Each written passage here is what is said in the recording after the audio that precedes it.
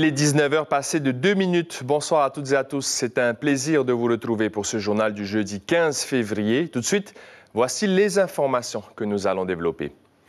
Poun Aouya veut lutter plus efficacement contre la délinquance. Et pour cela, la commune s'est dotée d'un centre de commandement opérationnel géré par la police municipale. Les détails sur le fonctionnement de cette nouvelle structure dans un instant. Nous parlerons justice de proximité après l'inauguration cette semaine du bâtiment de la section détachée de Raiatea. La procureure de la République en Polynésie française, Solène Belawar, est notre invitée. 6 mois après sa prise de fonction, nous ferons le point avec elle sur les priorités du parquet de Pape-Été. Le ralentissement démographique s'est poursuivi au Fénois entre 2017 et 2022. C'est ce que nous apprend le dernier recensement de l'Institut de la statistique. Le solde migratoire est également déficitaire de près de 6 000 personnes en 5 ans. En plateau ce soir, Suliane Favnek nous proposera un décryptage des chiffres clés du dernier recensement. À partir de la prochaine rentrée, les rythmes scolaires vont changer. Et pour les enseignants du premier degré, la semaine devant les élèves passera à 24 heures. Les avis d'un syndicat et d'un Tavana sont à retrouver dans cette édition. Il a de la dynamite dans les jambes et c'est ce qui lui a permis de s'illustrer dans le peloton des meilleurs coureurs cyclistes du Fénois.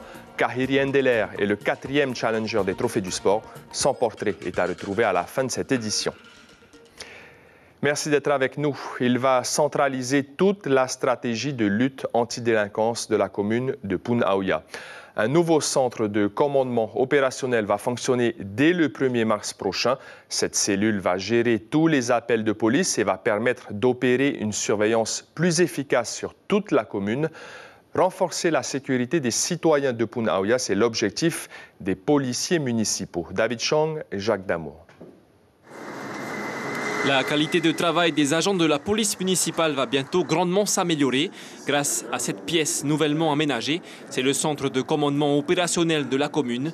Au mur, des écrans qui quadrillent les espaces publics. Et la nouveauté, ces téléphones où les appels seront recueillis jour et nuit. Une tâche qui, jusqu'au mois prochain, est encore attribuée aux agents de police qui sont au four et au moulin. Aujourd'hui, en dehors des horaires administratifs, ils sortent sur le terrain avec un téléphone de service où le renvoi d'appels est effectué dessus. Donc, en plus de gérer leurs interventions, la surveillance sur le terrain, ils doivent également gérer l'accueil des appels téléphoniques et la gestion des appels téléphoniques. Ils seront beaucoup plus concentrés sur les interventions, c'est-à-dire qu'il n'y aura pas le téléphone qui va sonner et qui va les perturber, et uniquement focus sur les interventions. Le périmètre de surveillance est limité aux espaces publics. La loi exige que les servitudes et autres domaines privés soient grisés. Les premières caméras ont été installées en 2012, mais le projet du centre de commandement, lui, a été initié l'an dernier. Un réel besoin selon le maire. Ce sont des endroits de la commune connus pour être des zones à problème. Et donc à la fois au niveau de la circulation, mais aussi des espaces publics qui sont un peu utilisés à mauvais escient par quelques-uns de nos usagers. Mais c'est aussi un moyen pour assurer une sécurité d'ordre général, que ce soit sur le plan d'eau et sur terre, mais aussi sur les voies routières pour réguler aussi la circulation. Les caméras servent également aux enquêtes de gendarmerie. Elles ont permis la résolution d'une vingtaine d'affaires l'an dernier. Cette année, la commune prévoit l'installation de 2 nouvelles caméras, ramenant leur nombre à 55 pour un investissement de près de 100 millions de francs sur 12 ans. Et ce centre de commandement opérationnel a coûté 3 millions de francs. Le palais de justice flambant neuf de la section détachée de Raiatea a été inauguré mardi en présence des parlementaires Lana Tetuanui et Meriana Red Arbelo, les maires de Uturoa, Tapu-Tapu-Atea et Maupiti ainsi que des chefs de cour. Pour ce bâtiment, l'investissement financier de l'État a été de 164 millions. Ghislain Poissonnier, président du tribunal de la section détachée d'Uturoa, était au micro de Hitimanaki. Les locaux ont été à la fois rénovés et agrandis. L'idée, c'est d'avoir un outil de travail qui permet d'accueillir les justiciables des îles sous le vent. Il y a une population d'environ 36 000 personnes et d'être capable de les accueillir et de rendre la justice dans des conditions améliorées. Donc il y a un réel besoin de services publics de la justice pour les affaires civiles, bien sûr parmi les affaires civiles, les affaires foncières, mais également en matière pénale.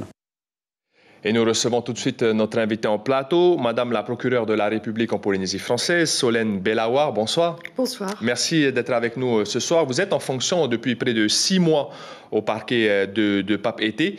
Et on l'a vu dans ce sujet à Raiatea, la justice de proximité. C'est quelque chose qui vous tient beaucoup à cœur. Qu'est-ce que va changer ce nouveau bâtiment? Est-ce que des services supplémentaires au niveau de la justice vont être apportés aux usagers des îles sous le vent?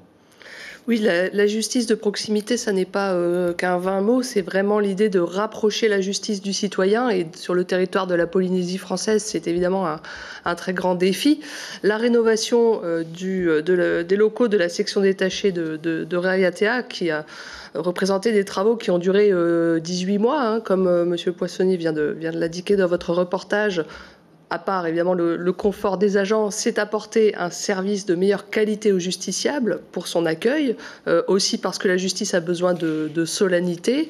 Et c'est la traduction, je pense, aussi d'un accroissement réel de l'activité judiciaire dans les îles sous le vent, en matière civile comme en matière pénale, parce que la section détachée a la vocation, effectivement, à intervenir sur l'ensemble des îles sous le vent. Ça veut dire qu'il y a plus de délinquance, de délits aussi ces dernières années aux îles sous le vent, Alors d'abord, il y a une population qui croît, a-t-il été indiqué. C'est pas forcément une augmentation de la délinquance, mais une présence de la justice qui est plus forte, avec des audiences foraines qui se déroulent dans l'ensemble des îles, puisqu'il y a un vice-président qui est à la section détachée à demeure, avec un greffe permanent pour régler les affaires de terre, les affaires civiles, les divorces.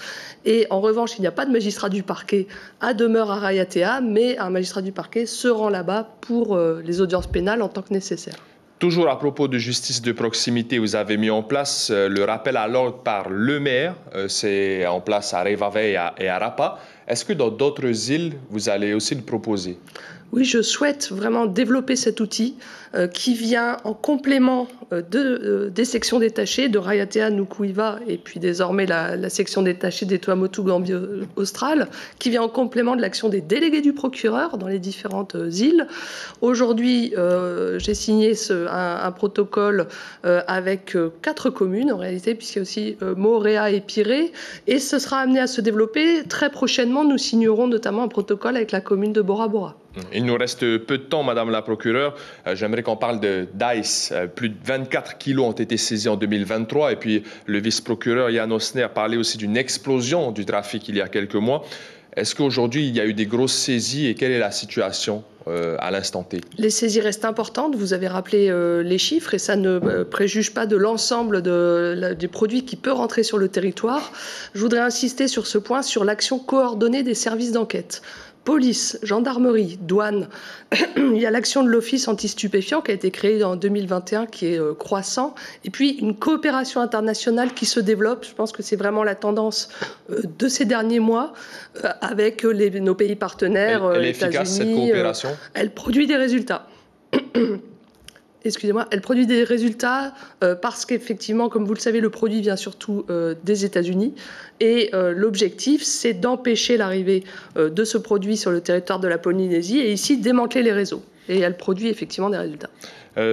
Toute dernière question avec une réponse très rapide. Les violences intrafamiliales, violences conjugales, vous aussi, c'était dans vos projets d'améliorer vraiment l'aide, l'accompagnement pour protéger les victimes, éviter la récidive. Est-ce que vous avez réussi à initier des choses nouvelles en quelques mots? En quelques mots, je m'inscris dans ce qui a déjà été fait. Ça s'est amené à se développer. Depuis le début d'année, il y a un pôle spécialisé de lutte contre les violences intrafamiliales qui a été créé à Papeete, comme dans tous les tribunaux, et ça a toute mon attention, évidemment. Merci beaucoup, Madame la procureure Solène Bellawar, d'avoir répondu à nos questions ce soir. Merci à vous. Une circulation monstre et plusieurs kilomètres de bouchons ce matin sur la côte ouest de Tahiti. Certains automobilistes ont passé près de 3 heures dans leur véhicule. L'origine de tout cela, une panne de la centrale d'enrobage de l'entreprise JL Polynésie en charge du bitumage de la RDO. À cause de ce souci technique, les travaux au niveau de la sortie de Piafou n'ont pas pu se terminer à 4 heures comme prévu, mais à 7 heures. Pour ce retard de 3 heures, d'après Radio 1, JL Polynésie paiera des pénalités plus de 700 000 francs. C'est la deuxième fois en 2 mois qu'une panne comme celle-ci perturbe le trafic routier. Le feuilleton du budget de l'hôpital du Taoné, maintenant, il n'est pas fini. Aujourd'hui, le conseil d'administration du CHPF s'est réuni pour discuter des différents volets de ce budget. L'enveloppe actuelle est de 26 800 millions. D'après le SPC-HDT, syndicat affilié à la Fédération des interprofessionnels de la santé en Polynésie, il manque quasiment 3 milliards pour avoir un fonctionnement normal. 1,7 milliard vont être apportés par le pays, mais c'est insuffisant pour le principal syndicat du CHPF. On écoute sa secrétaire générale Mireille Duval au micro de Sandroli et Mirko Vanfo. Normalement, le vrai budget, il était à 29 milliards et là, on est à moins de 27. C'est déjà ça. Bon, ça se justifie, on l'entend. Mais le manquant de 1,7 milliard, il ne sera pas en complet. Il nous manquera 700 millions. Donc, à côté de ça, on l'avait dit il y a 2 semaines, qu'il nous manquait aussi un budget nécessaire, on ne veut plus de subventions, un budget complémentaire qui serait évalué avec les vraies activités, avec les moyens nécessaires de l'hôpital, qu'on avait estimé à 35 milliards. Et le CHPF du Taoné compte plus de 2200 employés. D'après le SPC-HDT, pour avoir un fonctionnement normal, il manque près de 70 postes. Entre 2017 et 2022, d'après le dernier recensement de l'Institut de la statistique, la population polynésienne a augmenté de seulement 1%, soit 570 personnes par an, une croissance démographique plutôt faible, mais ce n'est pas la seule information de cette publication. Suliane Favnek, bonsoir. Alors, dites-nous quelles sont les autres données à retenir. Oui, bonsoir Maroki. Alors, je vais d'abord vous parler de la natalité. La natalité, eh bien, ces 5 dernières années, elle a diminué, seulement moins de 500 naissances par an. Comment on explique ce chiffre? D'abord, il faut savoir que le nombre de femmes en âge de procréer a diminué et les femmes font moins d'enfants. On prend par exemple en 77 4,2 enfants par femme contre 1,8 en 2022. Ce qui explique aussi également que les familles nombreuses ont diminué en Polynésie française. Effectivement, elles représentaient 12% des Polynésiens en 2017. Et puis en 2022, on est seulement à 10%. Du coup, les personnes vivant seules ont augmenté, forcément, plus 2%, vous le voyez, 2017, 15,2%, pour 2022, 17,5%. Alors, ce ne sont pas les seuls chiffres à retenir de ce recensement de l'ISPF. Deuxième chiffre important, c'est ce qu'on appelle le solde migratoire. Le solde migratoire est déficitaire. Je vous explique. Il y a 20 500 départs de la Polynésie contre, vous le voyez, 14 000 arrivés sur le territoire. Prenons le détail. 20 500, il y a surtout 4 100 jeunes Polynésiens âgés de 18 à 25 ans qui sont partis hors du territoire. Et lorsqu'on prend les arrivées, sur les 14 000, il y a 9 700 personnes natives de l'Hexagone qui sont venues sur le territoire et il y a 2100 Polynésiens qui sont rentrés au Fénois. Ce qui est une bonne nouvelle puisque l'ISPF nous explique qu'il y a plus de Polynésiens qui sont revenus au Fénois, plus 33% ces 5 dernières années. Et autre bonne nouvelle, ces Polynésiens, 85% d'entre eux ont un emploi lorsqu'ils reviennent sur le territoire marocain. Alors, Suliane, l'ISPF s'est aussi intéressé au logement. On peut dire que les résidences principales ont augmenté, mais les résidences secondaires ont carrément explosé. Oui, tout à fait, Maroki. Effectivement, les résidences principales ont augmenté, comme vous le voyez ici, de 7,4%. Mais le chiffre clé, c'est effectivement les résidences secondaires, incluant bien sûr les meublés touristiques type Airbnb. Là, on a tout de même 9 200 logements secondaires supplémentaires en l'espace de 5 ans, ce qui fait une augmentation, comme vous le voyez ici, de 37,9%. Les îles, principalement, où se trouvent ces logements secondaires, en tout cas de manière nombreuse, Moorea, 88% en l'espace de 5 ans, ce qui représente à peu près 1480 logements supplémentaires sur l'île Sœur.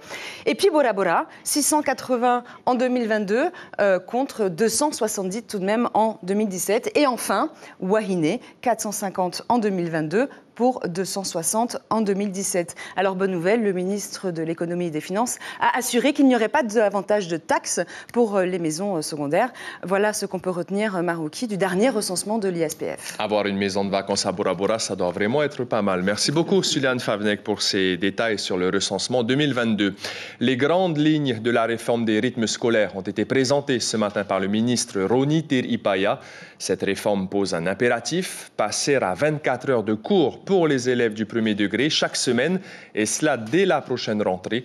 Ce bouleversement suscite des questionnements tels que la garde des enfants en dehors des heures de cours. Reihei Nadjarian et Heidi Enko ont voulu en savoir plus. Des heures de cours en moins pour améliorer la concentration et la pédagogie auprès des élèves. Dans cette nouvelle réforme, 5 scénarios ont été proposés, comprenant des journées avec 6 heures de cours maximum. 6 heures d'enseignement. Différents scénarios ont été mis en place en fonction des recherches et notamment du rythme chronobiologique des élèves. C'est important puisque en termes d'apprentissage, il faut que l'enfant, à un certain moment de la journée, soit au top de sa réflexion et de sa capacité de concentration. Du côté du syndicat majoritaire STIP AEP, cette réforme est un premier pas satisfaisant dans son combat pour réduire les heures de cours auprès des élèves.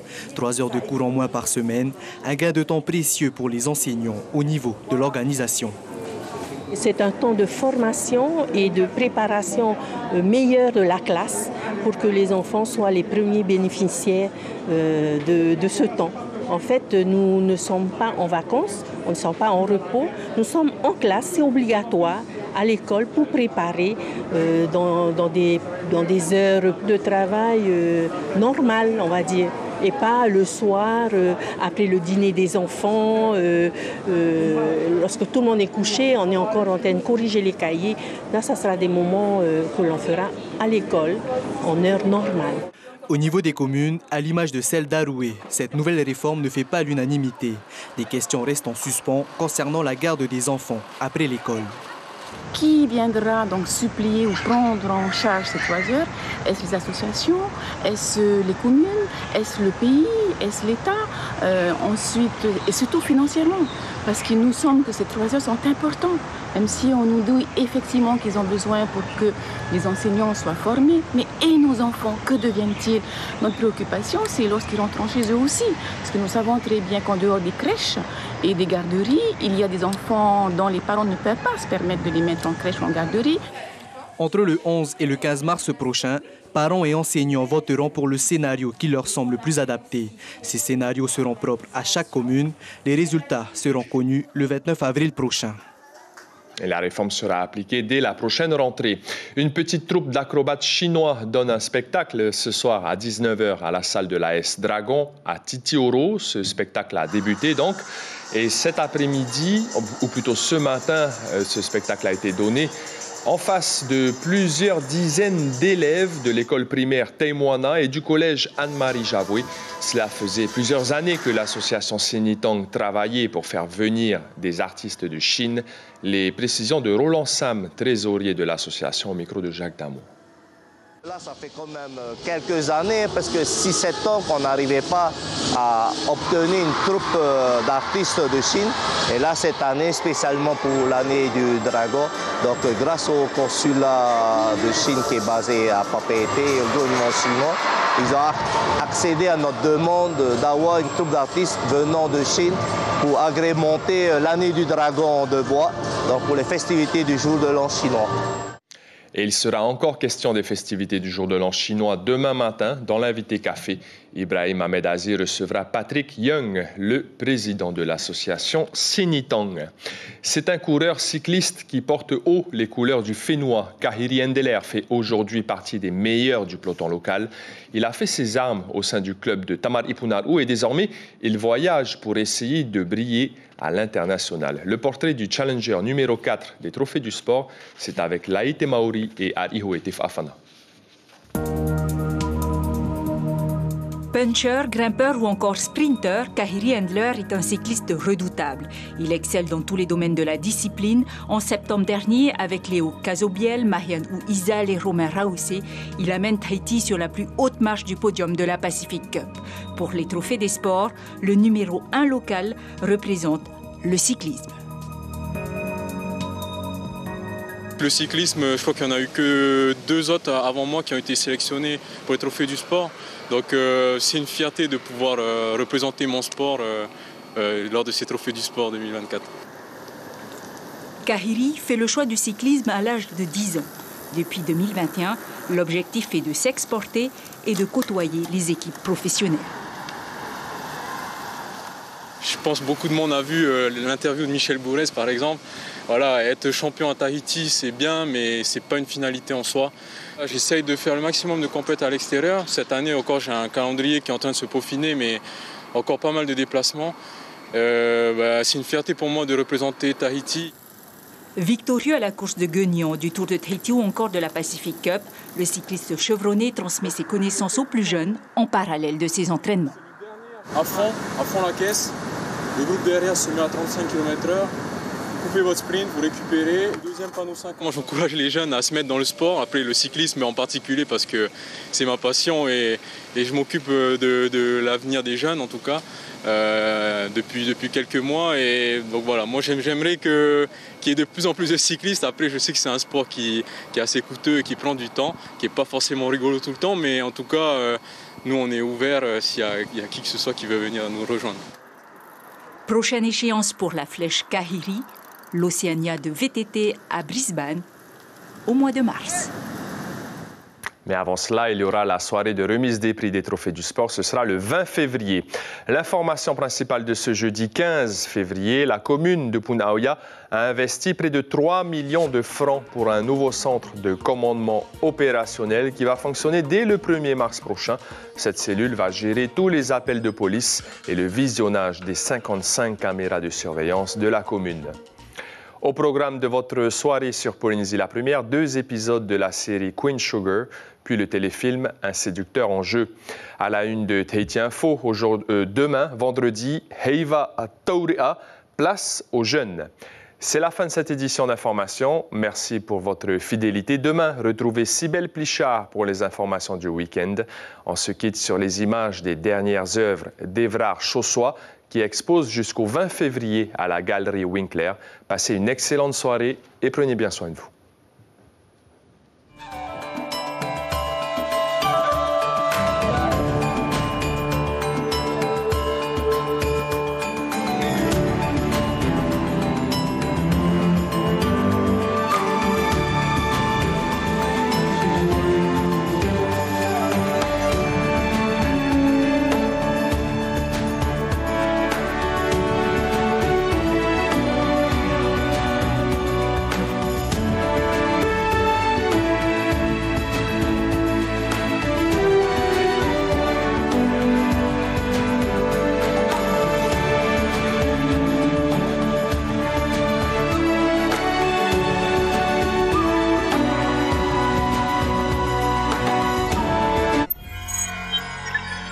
Retrouvez ce programme en replay sur notre site internet.